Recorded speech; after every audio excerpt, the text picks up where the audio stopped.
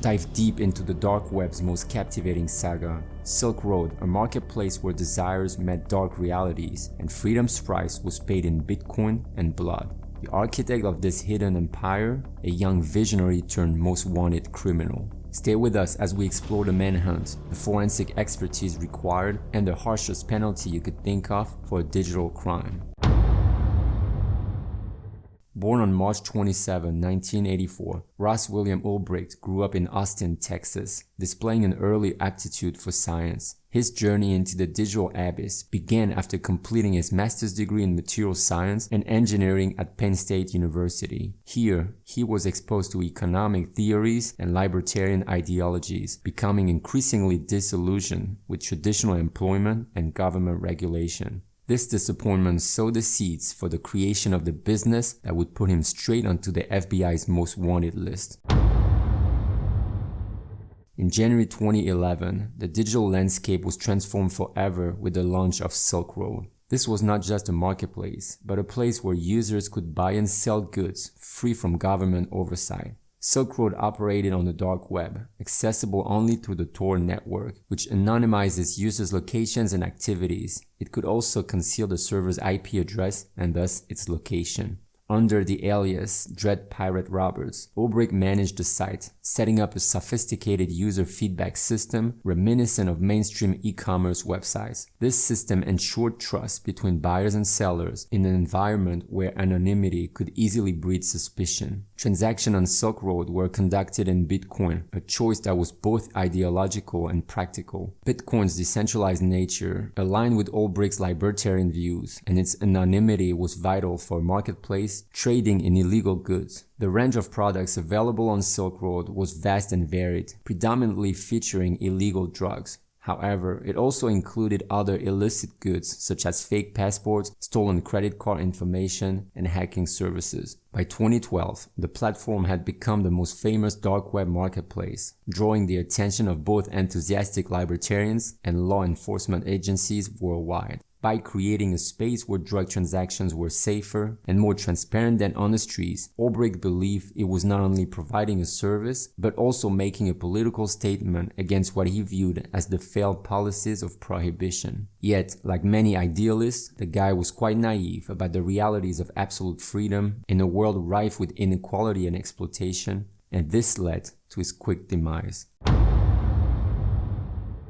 The first cracks in Silk Road's armor appeared when a June 2011 Gawker article catapulted the site from an obscure dark web corner to the glaring spotlight of public scrutiny. This exposure was a double-edged sword, significantly boosting traffic and transactions, but also marking it as a target for the FBI, DEA, and other federal agencies that started an investigation in October 2011. The investigation utilized cutting-edge digital forensic techniques. Investigators began piecing together the puzzle by analyzing Bitcoin transactions. Simultaneously, they exploited vulnerabilities and slip-ups in Silk Road's operational security. One such slip-up was Ulbricht's use of his real email address in early forum posts seeking technical assistance for Silk Road, a digital breadcrumb that would eventually lead to its downfall. The breakthrough came when in June 2013, investigators identified a server in Iceland hosting Silk Road's website. This discovery allowed them to map the site's infrastructure and peel away the layers of anonymity Ulbricht had so carefully constructed. Meanwhile, an undercover agent infiltrated Silk Road as an admin, gaining Ulbricht's trust and gathering crucial evidence from the inside. The endgame approached on October 1,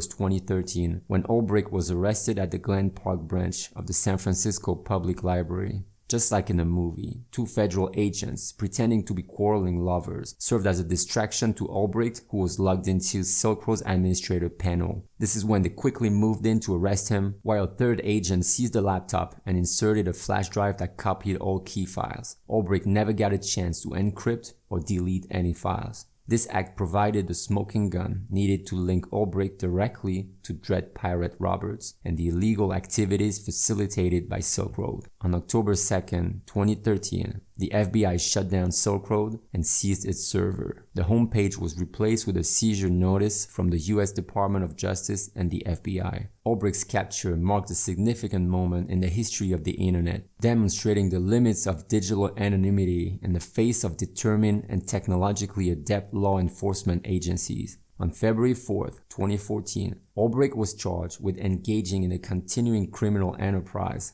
narcotics conspiracy, conspiracy to commit money laundering, and conspiracy to commit computer hacking. Disclaimer: the following factors are only speculations and do not justify criminal behavior. Ulbricht's strong libertarian beliefs, emphasizing individual freedom, minimal government intervention, and the free market likely served as a foundational motivation for creating Silk Road. This commitment may have justified his actions in his mind as fighting for personal liberty against what he perceived as an overreaching government. Operating under the alias Dread Pirate Roberts, Ulbricht experienced a significant degree of anonymity and power. The internet's anonymity can lead to a dissociation of one's actions and their real-world consequences, potentially making it easier to rationalize and engage in criminal behavior. The adulation and support from its users could have further emboldened him and distorted his perception of the legality and morality of his actions. As Silk Road grew, Ulbricht may have experienced cognitive dissonance between his self-image as a libertarian champion and the reality of his involvement in illegal activities. Rationalization becomes a psychological mechanism to align one's action with their self-image, justifying increasingly criminal behaviors as necessary for the greater good or as a means to an end. The challenge of evading law enforcement and running a hidden service on the dark web may have provided a thrill or adrenaline rush, reinforcing Ulbricht's continued operation of Silk Road. Risk-taking behavior can be psychologically rewarding, particularly when successful, leading to an escalation of commitment to the activity. Operating in secrecy and under the constant threat of being caught can lead to social isolation. This isolation might have skewed Ulbricht's perspectives, as he may have lacked a sounding board to challenge his ideas and could have further detached him from societal norms and laws. While initially motivated by ideology, the substantial profits from Silk Road's operation undoubtedly served as an incentive to continue and expand the marketplace. The economic success of Silk Road could have gradually shifted Ulbricht's motivations from purely ideological to also include financial gain.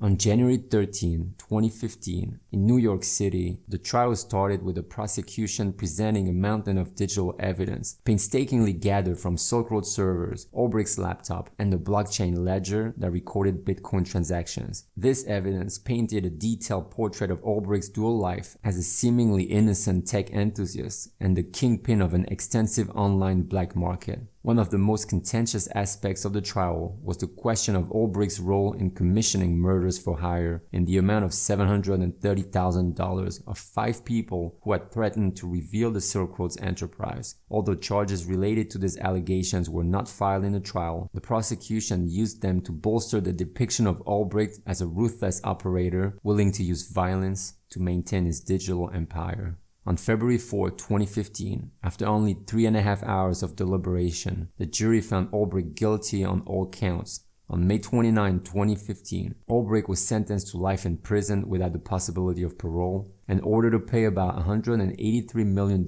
in restitution based on the total sales of illegal drugs and counterfeit IDs through Silk Road. Critics argued that the sentence was disproportionately harsh, reflecting a misunderstanding of the technological issues at play and a putative stance on drug-related crimes. Ulbricht has filed multiple appeals that have all been rejected. He is currently incarcerated at the USB Tucson in Arizona.